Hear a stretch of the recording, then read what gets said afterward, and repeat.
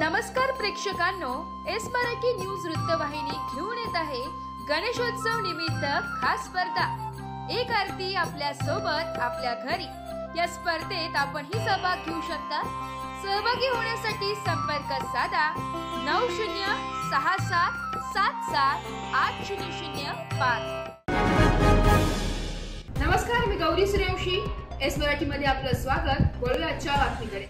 कोहिनूर मित्र मंडळाच्या वतीने जवान सैनिकांचा सत्कार करण्यात आला।